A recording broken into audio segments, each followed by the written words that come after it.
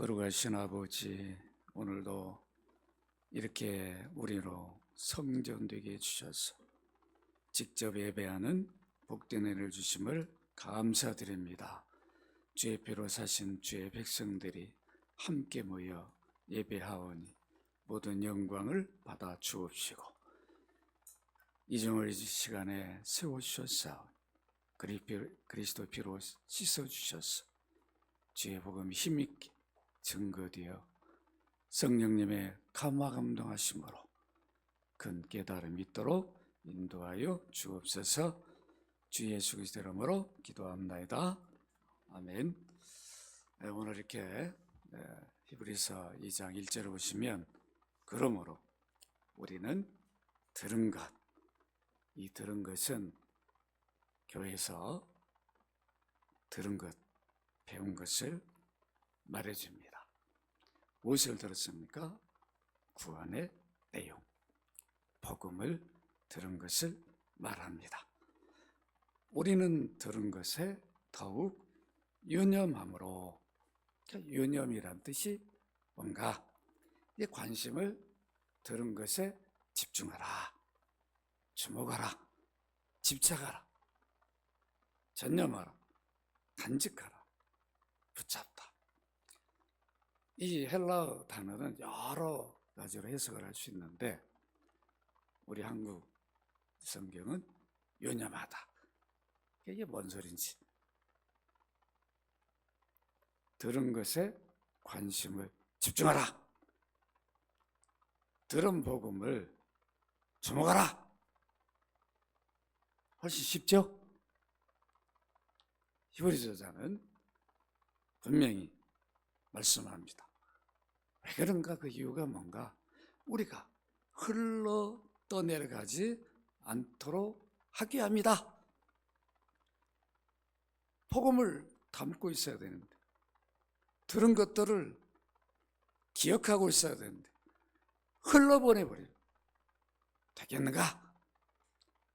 경고해주고 있어요. 이 말은 쉽게 말하면 귀로 들은 구원의 복음을 소홀히 여기지 마라. 소홀히 여긴다는 이 경고 속에는 우리 가운데 자신이 받은 구원의 복음을 소홀히 여기고 사는 성도들이 있다. 없는 게 아니라 있다는 것. 이미 1세기 당시 히브리서 이 편지를 보낼 그 당시에 또 있지만 지금도 있다. 오늘도 설교를 듣는 여러분에게도 이 경고를 하는 거죠. 들은 것을 소홀히 여기지 말라. 관심을 집중하라. 집착하라. 전념하라. 들은 것을 간직하라. 좀 붙잡아라. 이렇게 히브리서는 우리에게 권면하고 있습니다. 성도들 중에는 우리가 믿음의 과정들이 다를 수 있어요. 예수 믿는 과정들이 다 동일하지 않습니다. 어떤 성도는 자기가 믿고 싶지도 않는데 어머니 태로부터 나와가지고 어머니 아버지는 그냥 전몰 때부터 교회를 따라다니면서 자랐어요. 그 환경에서. 이거 모태신앙이라고 그러죠. 모태신앙이 참 얼마나 좋아요. 참 좋은 거죠. 그 믿음의 환경에 잘 자랐으니까. 잘 양육해서 잘 가면은 이것처럼 훌륭한 신앙인이 없어요. 잘못 가면 모태신앙이 아니라 못하는 신앙이 된다. 난 못해. 안 해. 이게 돼버리면 안 돼. 그 좋은 환경에서 구원의 복음을 듣고 그 내용을 간직하고 집중하면서 그것을 삶으로 나타내서 흘려보낸다면 그처럼 좋은 모태신앙이 어디 있겠나. 이렇게 안 된 분들도 있다는 겁니다. 어떤 성도는 삶의 굴곡이 심해. 너무 심해. 해도 안 돼. 너무 어렵고 힘들고, 그런 때로는 인상의 저 가장 밑자락까지 내려가서 도무지 아무것도 안 보이고 꽉 막혀 있고, 이런 가운데서 복음을 들었어. 구원을 받았어. 너무도 그것 때문에 감격하고 기뻐서 자기 그동안에 쌓아놓은 모든 것, 아무것도 아니라는 거, 다 사라진 것도 아무것도 아니야. 내가 얻은 이 구원, 이게 너무도 소중하니 그것 때문에 감격하고 기뻐하고 새 삶을 찾는 이런 분들도 있습니다. 이런 분들은 터닝 포인트가 확실해요. 어디 가도 과거에 자기 막 부끄러운 것을 감추지도 않고, 여러분 내가 과거에 이랬던 사람입니다 말하면서 자기가 새롭게 예수 믿고 변화된 그거를 증거하면서,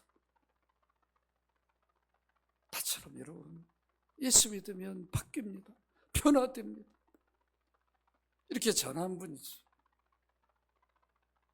모태신앙들은 전도를 잘 못해. 자기는 믿음 생활 잘하는데 왜 그러냐? 그런 게 별로, 너무도 자연스럽게 언제 예수 믿은지, 믿음 고백한지도 몰라. 믿고 있는지 어느 때는 확신이 없어가지고, 굴곡이 심한 분들이 간증하면 나는 안 믿는 것 같기도 하고 믿는 것 같기도 하고, 그분이 막 부럽고. 그런데 오히려 부끄러움이 많은 분들은 예수 믿고도 다 자기의 과거의 그 부끄러움 때문에 가슴을 막 치고 그럴 때가 많아요. 그러면서 모태신앙 누가 얘기하면 너무도 부러워요. 내가 모태신앙으로 자랐다면 참 이런 거 없이 주를 위해 내가 이렇게 살았을 텐데 하는 그런 마음을 갖게 됩니다. 어쨌든 우리가 예수 그리스도를 주로 믿는 과정은 다를 수 있어요. 그러나 중요한 것은 자신이 듣고 받은 구원의 복음을 소홀히 여기지 말라는 거예요. 사라지게 하지 말라. 들었다면 듣고 믿고 있는 구원의 복음, 구원의 내용을 소중하게 여기고 살라. 히브리서는 이렇게 말씀합니다. 예수 믿는 성도들은 십자가를 삶 일상에서 적용하지 않냐면 무감각해지게 됩니다. 십자가를 듣긴 들었는데 삶에서 적용하지 않냐면 무감각해져요. 별로 그냥 눈에 보이지도 않아요. 마음에도 없어요. 그러니까 십자가하고 무관하게 살아버려요. 그렇지만 마음 중심에 십자가가 늘 간직된 사람은 어떤 일을 할지라도 십자가 중심에 생각을 합니다. 자기를 비춰보고 살펴봅니다. 어떤 유혹이 오면 내가 십자가를 믿는다, 주님이 나를 십자가 피 흘려 값을 지불하고 건져주신 성전으로 삼아줬는데 내가 저런 유혹에 빠지면 되겠는가? 죄를 멀리하게 됩니다. 십자가를 바라보면 유혹에 넘어갈 수가 없는 거죠. 십자가 안 바라보면 유혹이 들어오니까 넘어간다. 우리 저자는 그것을 우리에게 경고해 줍니다. 이런 게 있다는 거예요. 우리가 이 세상에 살면서 왜 없겠냐고. 우리 눈에 보이는 게 전부 다 우리 믿음을 생활 잘하도록 도와주는 게 아니에요. 전부 다 발목 잡는 것들만 가득합니다. 그래서 오늘 이 경고를 우리 마음에 새겨야 됩니다. 여러분, 구원이 무엇입니까? 사람들이 구원의 복음을 듣고 십자가 달려 피 흘려 죽으시고 부활하신 주 예수를 자신의 주님으로 믿는다, 이렇게 고백하면 죄 사함을 받고 저주에서 건짐받게 되죠. 이게 구원이에요. 죄 사함을 받아야 하나님과 관계가 끊어진 것이 회복이 되죠. 그래서 하나님 나라 백성이 되는 거예요. 그래서 그 일을 하기 위해서 하나님 아들이 사람이 되오셨으니까 그 구원주로 우리는 예수다. 그래서 예수를 믿습니다.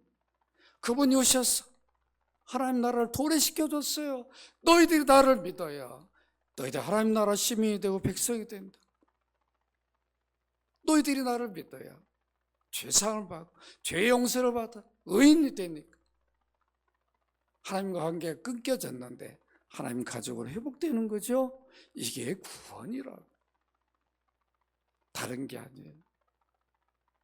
제일 큰 구원이 뭐예요? 병에서 건짐받은 것도 구원이죠. 위기에서 건짐받은 것도 구원이죠. 그러나 병, 위기는 항상 있어요. 그게 가장 큰 구원이 아니에요. 최고 큰 구원은 죄와 저주에서 건짐받은 거죠. 하나님 백성으로 회복된 거예요. 하나님 자녀된 거예요. 하나님 아버지로 부르는 거죠. 이게 가장 큰 구원이에요. 이것을 소홀히 여기지 말라. 주 예수를 믿는 믿음은 구원의 복음을 들으면서 생깁니다. 들려줘야 되죠. 무엇을 들려줘야 돼요? 구원이 무엇인가? 방금 제가 말씀드린 것처럼 들은 것을 간직하고 있어야 말할 수 있는 거잖아요. 구원이 무엇인가? 누굴 믿어야 구원을 받는 것인지, 구원이 어떻게 이루어졌는지, 어떻게 믿는 것이 구원을 받는 것인지를 들려주어야 이것이 구원의 복음이에요. 그리스도께서 우리 구원을 위해 하신 사역, 곧 구원의 복음을 선포 들려주면 성령이 빛도록 역사합니다. 여러분들이 예수 그리스도를 말하지 않으면 구원의 역사가 일어나지 않아요.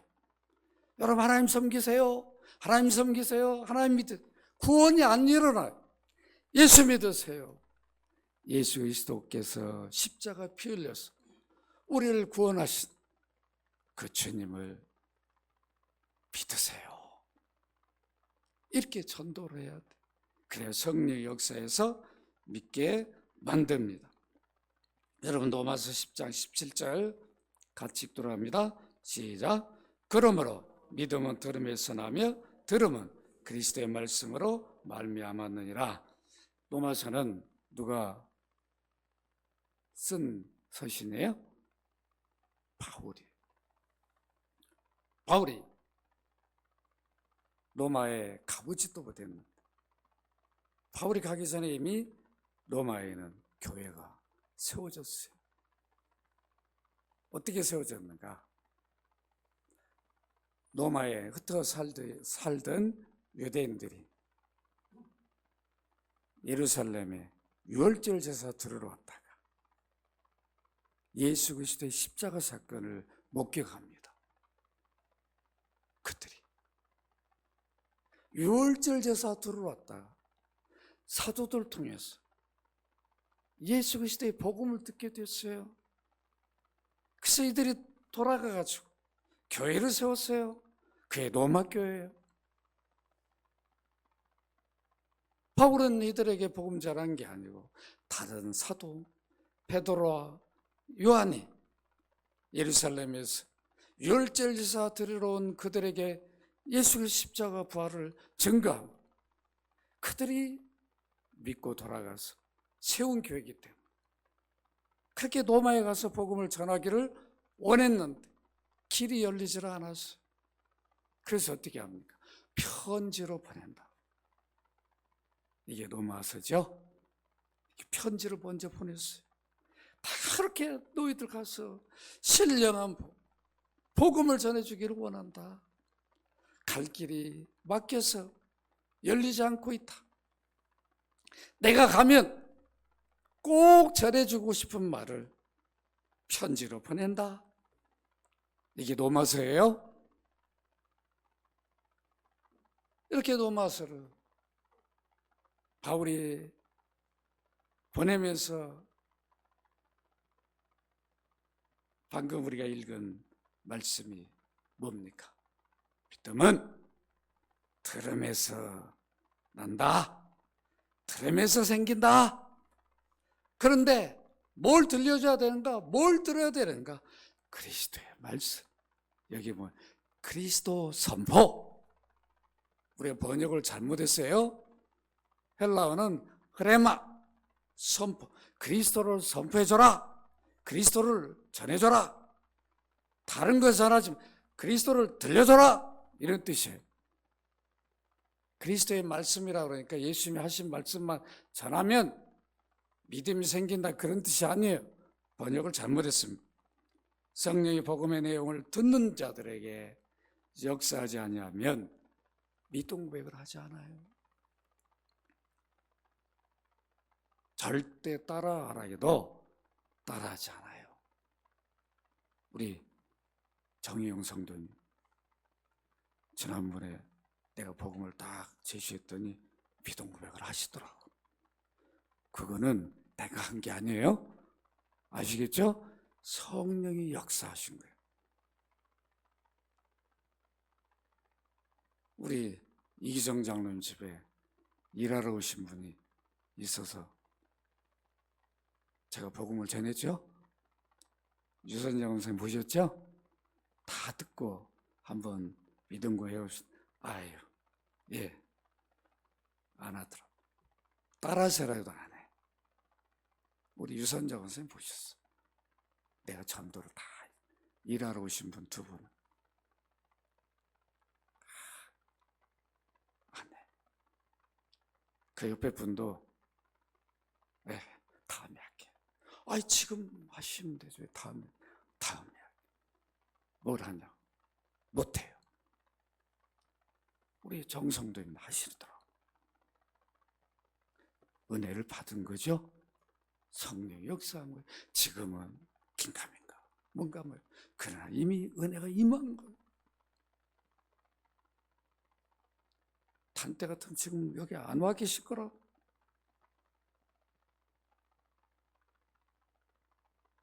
예배를 사모하게 만들어. 지금 뭐가 잘 안 들려도 자꾸 이렇게 들으면 믿음이 생깁니다. 자꾸 이렇게 늘 앞에 앉으세요. 다음에 그냥 요 앞에도 앉으셔도 돼요. 자, 들으면 믿음이 생깁니다.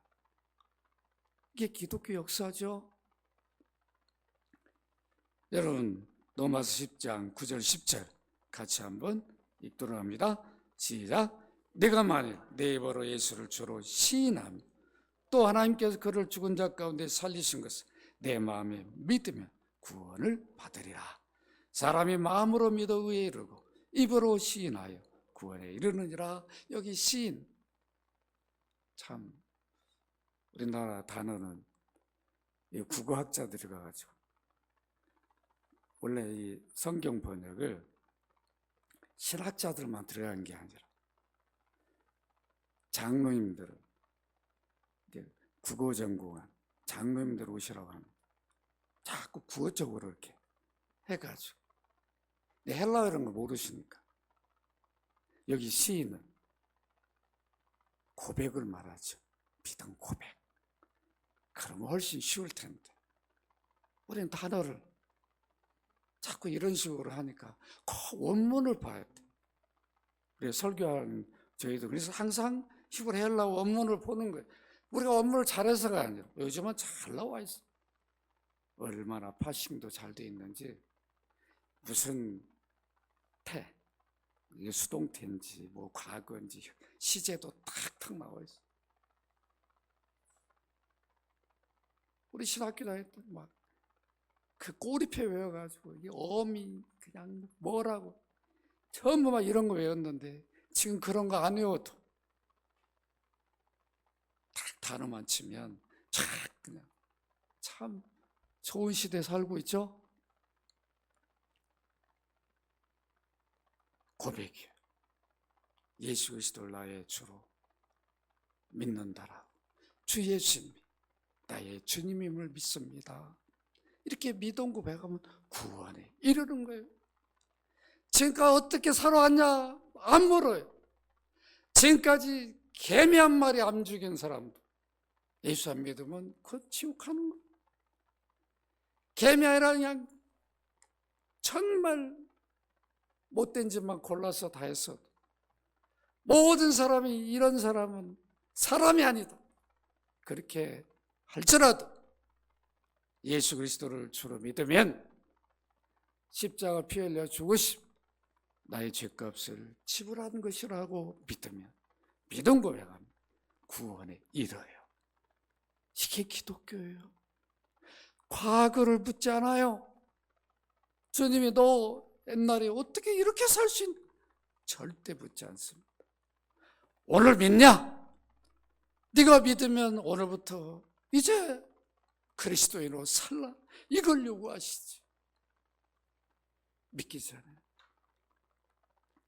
여러분 목회자들도 다 달라요. 어떤 분은 모태부터 자라가지고 목사 된 사람이, 어떤 사람 어떻게 이런 분이 목사가 됐는가? 우리끼리도 서로 인정하기 어려운 막 그런 삶을 산 분이 있다고. 그런데 주님은 그런 거 묻지 않아요. 그러니까 여러분들이 자신을 가지시기 바랍니다. 오늘 내가 예수 믿고 있다면 그리스도인으로 사는 거예요. 의인으로. 세상 사람이 인정하는 게 아니라 주님이 인정하신 거예요. 그러니까 우리가 감사하고 찬송해야 되겠죠? 그래서 감사하고 찬송해야 됩니다. 여러분 로마 10장 13절 같이 읽도록 합니다. 시작. 누구든지 주의 이름 부른 자는 구원을 받으리라. 아멘. 누구든지 신분을 묻지 않아요. 너희 지금 현재 환경이 생활이 어떠냐 묻지 않아요. 누구든지 주의 이름을 부른 자는 구원을 받으리라. 예수 그리스도를 나의 구원주라고 부른 믿음 고백한 자는 구원을 받습니다. 베드로전서 1장 9절 함께 읽습니다. 시작. 믿음의 결국 곧 영혼의 구원을 받습니다. 믿음의 결국은 뭐예요? 내가 믿는데 구원을 못 받았다. 이것처럼 안타까운 게 어딨냐? 말이 안 되는 거죠. 믿음이 뭔지를 모르는 거죠. 믿음의 내용이 뭔지를 모르니까 구원을 못 받은 거죠. 우리가 예수 그리스도를 믿는다면 결국 영원히 구원된 거예요. 믿으시기 바랍니다. 이 확신을 가지고 우리가 살아야 돼요. 그렇다면 복음이 뭐예요? 왜 복음을 기쁜 소식이라 합니까? 다른 게 아니에요. 인류의 가장 기쁜 소식은 하나님이 우주 만물을 창조했다. 그게 아니에요. 창조주라는 그게 기쁨이 아니라 구원주라는 것이 진정한 기쁜 소식이에요. 우리는 다 인류는 범죄에서 아담이 범죄하니까 모든 대표고 나가지고 다 후손들이 아담이 범죄할 때 옆에 있지도 않았어도 다 죄인이 됐다. 그 DNA를 갖고 있어요. 가르쳐주지 않아도 다 죄를 져요. 그러니까 다 죄인인데 이런 죄인에게 결국 가장 기쁜 소식이 뭘까요? 지금 감옥에 사형 선고받은 사람 언제 형 집행할지 몰라요. 원래는 6개월 안에 하라고 했는데 안 한다고. 법무부 장관이 자기가 사인 안 해. 아니, 아무리 죄를 졌어도 장관이 사인을 해야 사형을 집행을 해요. 검사의 폐하에. 얼마나 괴롭냐고. 자기가 그냥 극악무도한 사람이랄지라도 자기가 사인을 해야 되는데 안 한다. 다음 장관 하러 위로. 그러니까 더 사는 거죠. 그런 사람에게 가장 기쁜 소식이 뭐겠나? 어이, 당신에게 나라에서 아파트 50억짜리 하나 준대. 자기 살지도 못할 건데 무슨 의미가 있겠나? 당신 이번에 특사로 석방된대.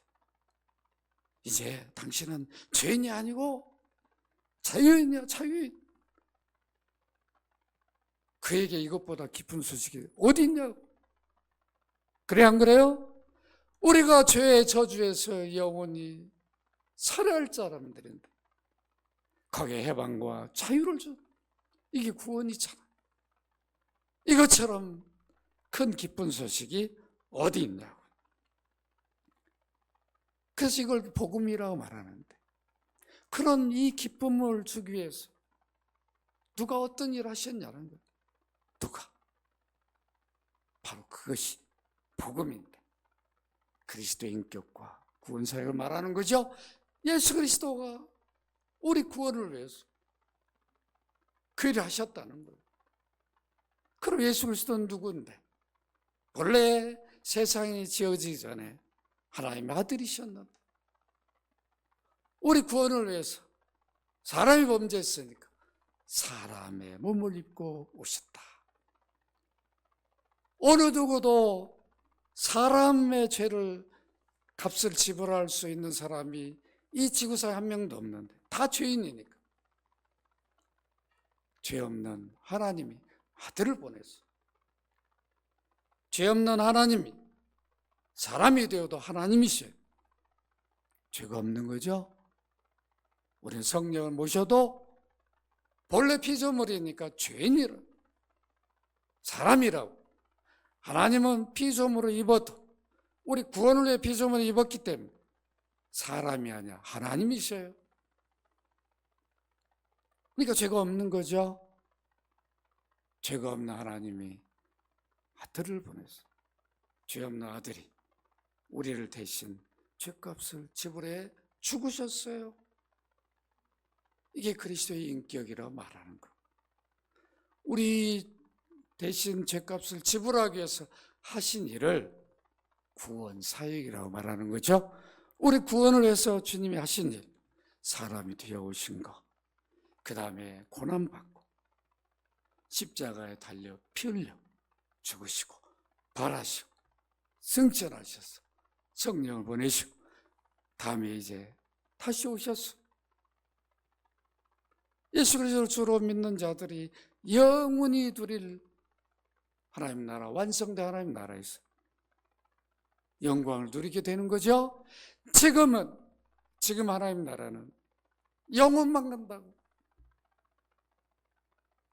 주님이 재림에 오시면 하나님 나라가 완성되죠. 이 지구가 완성돼요. 다 변화되었어요. 주님이 부활의 몸으로 이 땅에 40일을 계셨는데 이 지구가 이제 구원받은 자들이 새하늘과 새 땅이 되었어요. 부활의 몸으로 살게 된다. 주님 재림으로 이루어지는 거죠. 이 모든 것이 우리 구원으로 이루어졌기 때문에 이걸 구원 사역이라고 말해요. 이것처럼 복된 소식이 죄인들에게 어디 있냐는 거예요. 이걸 들었다면 관심을 집중하고 간직하고 어떻게 듣고 흘러버려볼 수 있냐? 이 복된 소식을 어떻게 간직하지 않고 흘러 떠내버릴 수 있냐? 그러지 말라. 들은 복음을 붙잡고 소중히 여기고 너를 구원하신 믿음의 내용인데 그냥 사랑하고 싶어서 견딜 수가 없어야 되는 거 아니에요? 안 그래요? 여러분 가족들은 친지들, 친구들 안 믿고 견딜 수가 없어야 돼. 내 안에 나를 구원하신 주님을 말하고 싶어서, 사랑하고 싶어서 이래라고 하는 거죠. 히브리서는 오늘 우리에게 이런 믿음의 삶이 되라는 겁니다. 왜 그리스도만이 복음입니까? 왜 유일한 복음입니까? 요한복음 14장 6절 같이 읽습니다. 시작. 예수께서 이르시되 내가 곧 길이요 진리요 생명 나로 말미암지 않고는 아버지께로 올 자가 없느니라. 예수 그리스도를 믿지 않고는 구원을 얻을 수가 없어요. 구원 얻는 유일한 길이죠. 진리이고 생명이에요. 다른 길을 준 적이 없어요. 유일한 길이기 때문에 우리는 예수 그리스도를 믿어야 하나님 백성으로 회복됩니다. 하나님께로 올 자가 없어요. 하나님께로 가는 길이 예수 믿는 길이에요. 그래서 유일한 길입니다. 사도행전 4장 12절 같이 읽도록 합니다. 시작. 다른 이로서는 구원을 받을 수 없는 천하 사람 중에 구원을 받을 만한 다른 이름을 우리에게 주신 일이 없다. 다른 이름을 주신 일이 없어요. 어떤 종교에도 기독교에는 구원이 없어요. 저 말은 있어요. 다 경험 속에서 생긴 종교들이니까 다 좋은 말을 깨달음 얘기해요. 구원은 없어요. 유일하게 예수 믿어야 구원에 이릅니다. 그래서 여러분들이 이런 자부심을 가지셔야 돼요. 우리가 기독교, 그리스도교, 기독교란 말 한문이고 그리스도교죠. 그리스도교. 복음 하나님 아들이 이루신 구원의 내용을 말합니다. 그래서 바울은 로마 교회 성도들에게 편지할 때 이렇게 말해요. 로마서 1장 2절 4절 같이 읽습니다. 시작. 이 복음은 하나님이 선지자를 통하여 그 아들에 관하여 성경에 미리 약속하신 것이다. 그 아들에 관하여 말하면 육신으로는 다윗의 혈통에 나셨고 성결계 영으로는 죽은 자 가운데 부활하사 능력으로 하나님의 아들로 선포되시다. 곧 우리 주 예수 그리스도다. 복음은 뭐예요? 곧 예수 그리스도다. 설명해 주는 거예요. 예수 그리스도가 누구인가. 복음은 어느 날 하늘에 갑자기 떨어진 게 아니라 구약의 선지자들을 세워서 그 아들에 관하여 성경에 미리 약속한 그것이 성취된 것이다. 말해주는 거죠. 그 아들에 관하여 말하면 육신으로는 다윗의 혈통에서 나셨다. 요셉이 누구예요? 다윗의 자손 요셉아. 천사가 와서 말하죠. 너 마리아 끊지 마라. 마리아 뱃속에 있는 아기는 구원주다. 구원주가 나신다. 다윗의 혈통. 유다 지파 후손이잖아. 다윗이. 유다 지파에서 예수 그리스도가 하나님의 아들이 사람이 되신다고. 구약에 이미 선지자들이 약속한 대로 성취로 오셨어요. 그러니까 구약이 그리스도의 책이라. 구원의 책입니다. 그리고 4절에 봅니다. 성결의 영은 성령을 말하는 거죠. 성령이 죽은 자 가운데서 예수 그리스도를 부활케. 그래서 살리신 이의 영이죠. 하나님의 아들은 어느 누구도 지금 죽은 자 살아나가지고 영원히 사는 사람이 없었는데 하나님의 아들만 유일하게 죽은 자 가운데 부활하셨어요. 신령한 부활의 몸으로 계시. 하나님 아들만 확증되어 준 거죠. 우리 구원을 위해서. 이게 복음이다.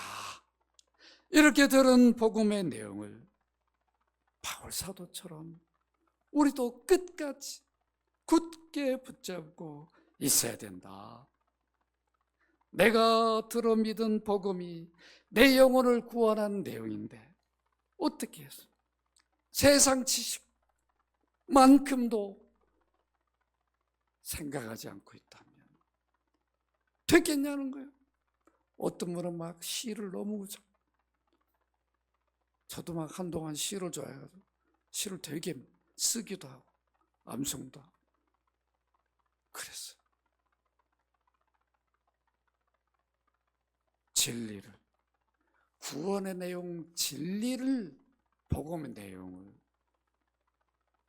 늘 그냥 언제든지 입에서 나와야 되죠. 세상 것은 가득해가지고 어디 누가고 얘기해도 참 안타깝죠. 나를 구원하신 복음인데, 구원의 복음 내용인데 이걸 잘 모르고 있다면 우리 반성해야 되지 않겠습니까? 세상 어떤 지식보다 최고의 지식, 고상한 지식이 복음입니다. 우리는 이것을 잊어서는 안 될 것입니다. 최고로 귀하게 여겨야 할 보화예요. 더 가질 것도 없어요. 그리스도를 아는 지식을 가졌다면 더 가질 지식이 없어요. 이 지식만 가지고 살아도, 이 믿음만 가지고 살아도 하나님 책임져 주셔요. 믿으시기 바랍니다. 책임져 준다고 우리 자녀들에게 이렇게 가르쳐야 되는, 자신이 없죠? 그렇게 가르쳤다가 밥값도 못하면 어떻게 할까? 믿음이 없는, 불안한, 내가 못 믿어버리니까 자녀들을 어떻게 그렇게 가르치냐? 못 가르치는 거죠. 내가 확신을 갖고 있다면 자녀들에게 다른 지식 가르치려 하죠. 더 성경에서 하나님 너를 구원하기 위해서 어떻게 하셨는가?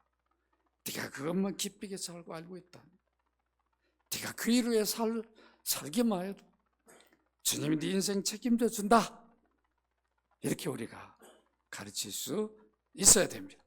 빌립보 3장 7절 8절 같이 읽도록 하면 누구의 고백인가? 함께 읽어봅시다. 시작.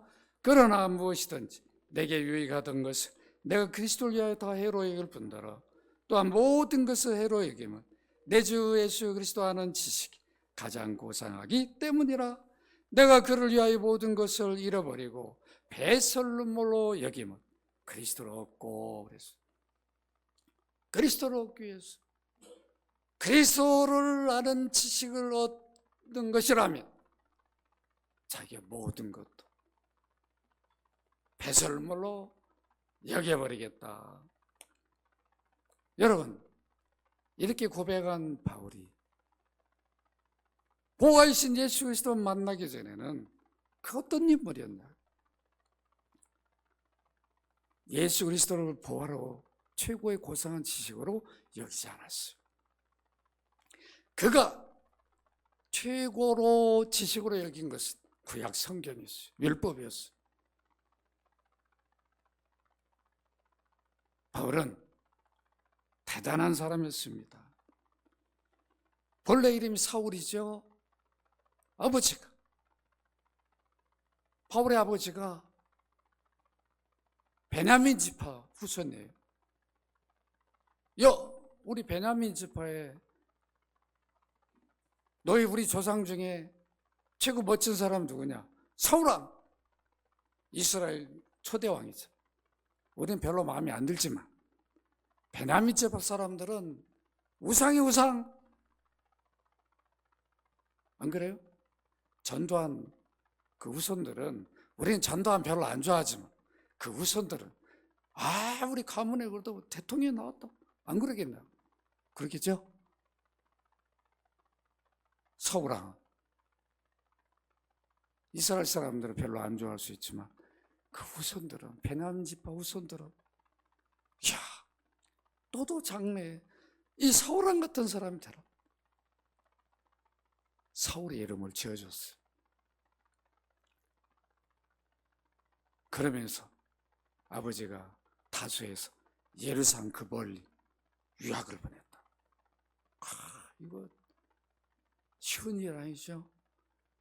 아버지가 대단한 거 아니에요? 여러분, 유학 아무나 보내는 거 아니에요? 대단하지 않습니까? 좀 깨어있는 거죠. 야, 너 좀 큰데 가서 좀 경쟁도 하고 공부도 해봐라. 말했단 말이에요. 당대 예루살렘에서 최고로 유명한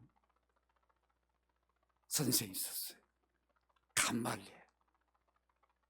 그 사람 제자가 됩니다. 그것도 수제자가 돼요. 그러니까 막 얼마나 뻐겼겠습니까? 밖에 나가면, 야, 나 감말리엘 제자야. 감말리엘. 그뿐입니까? 당시 율법을 가장 잘 지키는 유대인들이 존경한 바리새파 소속이에요. 바리새파라 하면은 율법을 흠이 없는 사람. 이야, 저렇게 어떻게 거룩하고 흠이 없을 수 있는가? 그런 사람이 사울이에요. 버려버렸어요, 배설물로. 이걸 아무리 가지고 있어도 그리스도를 얻지 못한 거예요. 구원을 얻지 못했어요. 버려버렸어요. 배설물. 여겨버렸어요. 여러분, 우리가 이래야 되지 않겠습니까? 오늘 우리는 무엇을 그리스도 때문에 버렸습니까? 우리 자랑거리. 복음 때문에. 구원의 복음 때문에 무엇을 버렸습니까? 한번 돌아보십시다. 우리 자녀들이 믿음 생활은 좀 마음에 안 들지만 세상적으로 좀 내놓을만. 우리 아들이 딸이 이렇습니다. 믿으면 얘기도 못해. 그래서는 안 된다는 거죠. 믿음이 최고다. 그리스도 아는 것이, 믿는 것이 최고다. 우리 자녀들이 다른 건 몰라도 예수 그리스도는 잘 믿습니다. 그리스도에 사는 사람들입니다. 이럴 수 있어야 되기를 바랍니다. 여러분, 이러셔야 됩니다. 그러면 그것 때문에 다른 거 뒤처지나 그렇지 않아요. 주님이 더 높이 세워주십니다. 우리는 나름대로 다 여러분들이 그동안 쌓은 실력들, 경력들이 있다. 그거 내가 다 하고 싶게 여기란 게 아니에요. 그거보다 더 우선순위에 둘 거는 내가 받은 구원의 내용이죠. 지식. 이걸 알기를 더 힘써야 된다. 이런 말씀입니다. 여러분, 히브리서 2장 3절 같이 한번 읽도록 합니다. 시작. 우리가 이같이 큰 구원을 등한히 여기면 어찌 그 복을 피하리요. 이 구원은 처음에 주로 말씀하신 바요. 들은 자들 우리에게 확증한 바니. 여기 등한히는 소홀히, 무관심, 멸시, 무시 그런 뜻이에요. 봉헌 징벌을 피하라. 이걸 소홀히 한다면 어떻게 벌을 안 받으려고 할 수 있겠냐? 어떻게 이런 구원인데 이거를 등하냐고 소홀히 여긴다면 되겠는가? 유리저자는 분명히 밝힙니다. 내가 구원 얻은 복음의 내용이 삶에 적용되어져야 돼요. 월요일에 토요일까지는 복음을 잊고 살고 주일에만 생각하고 산다면 안 되는 거죠. 매일 삶의 매 순간 우리는 십자가를 생각하시기를 바랍니다. 믿지 않는 영혼들을 만났을 때에 그 외적인 것, 그가 세상에서 어떻게 살아가는가, 그 모습만 우리는 봐서는 안 된다는 거죠. 그가 성실한 모습 보면서 참 성실하게 열심히 잘 사는구나, 그것만 보시면 안 돼. 그 안에 그리스도가 있는가 없는가, 그 영혼을 볼 수 있는 우리는 눈을 갖고 있잖아요. 그렇게 봐야 되는 거죠. 저 안에 그리스도만 들어간다면 더 바랄 게 없는데, 그리스도 없이 저 성실함을 가지고 산다면 그것으로 끝인데, 이런 마음을 우리가 가질 때 우리 키워드가 다를 수 있는 거잖아요. 서로 교제할 때. 그죠? 그냥 세상 얘기나 친구들끼리 만나가지고 그냥 요새 그냥 헌법재판소가 어떻고 이런 얘기만 하다가 서로 논쟁하다 끝나면 안 된다. 그건 그들이 할 일이. 여러분, 법률가라고 다 똑같습니까? 좌우가 있더라고. 그러면 안 되는 거잖아. 법 해석은 누가 뭐라 정확하게 해야 되는 거죠. 그래야 신뢰하는 거죠. 누가 뭐라 해. 누가 아무리 목을 여기다 총을 대고 너 이거 인용에 기각해 해도 아니야, 나 여기다 목숨 걸고 내게 주어진 법률 해석은 이겁니다 하고 딱 제시해야 누구도 따를 수 있는 거 아니에요. 우리가 이런 막 세상적인 논쟁하면 서로 막 아픔이 있고 다툼이 있고 우리 안에 상처가 생깁니다. 그래서 가급적이면 여러분 말 안 하는 게 좋죠. 목사들 모여가 정치하게 막 싸워요. 목사들 좌우가 있더라고. 우리 주님은 좌우가 없는데 안타깝죠. 그럼 우리는 기도해야 됩니다. 우리 일상생활 속에 십자가를 생각하지 않는다면 흘러 지나가 버리는 거죠. 이것이 소홀히 여기게 되는 겁니다. 여러분, 우리 자녀들 한번 이렇게 생각해 보십시다. 부모 말씀을 잘 경청하는 자녀들이 있어요. 어떤 자는 늘 부모가 말하는 걸 잔소리로 알아들어. 아무리 좋은 말씀을 해도 아예 안 들으려고. 됐어요. 아버지 그만해요. 다 알아요. 알아도 아버지니까 어머니니까 얘기하면 아버지 알겠습니다.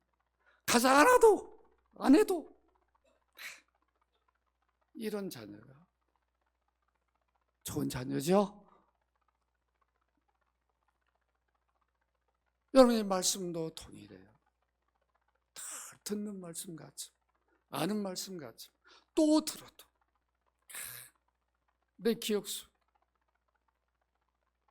여기에 박혀가지고 누구 앞에서 내가 들은 것을 다 말할 수 있다면 영혼을 구원한 내용인데 성경을 66권 가지고 다 말하는 것도 아니에요. 66권 다 알아도 그리스도를 모르면 성경을 모르는 게 되어버리죠. 66권이 뭔지 몰라도 예수 그리스도만 바르게 합니다. 구원을 받은 사람은 구원의 내용을 선포할 수 있게 됩니다. 그래서 여러분들이 그런 구원의 복음을 소중하게 여기시기를 주의 이름으로 축원합니다. 말씀을 맺습니다. 오늘 우리는 복음을 받아 구원을 얻은 자들이에요. 내가 들은 복음의 내용 잘 간직하셔서 그것으로 살고 그 십자가 때문에 힘을 얻고 십자가가 구원의 능력이라는 것을 누구 앞에서도 굽히지 마시고 자랑하고 그것을 더 깊이 있게 풍성하게 전해줄 수 있는 믿음의 사람이 되기를 주의 이름으로 축원합니다. 거룩하신 아버지, 우리가 들은 복음을 소홀히 여기고 흘려보내는 게 아니라 늘 마음의 간지가 십자가 때문에 감격하고 기뻐하며 자랑하는 성도들 되게 하여 주옵소서. 주 예수 그리스도 이름으로 기도합니다. 아멘.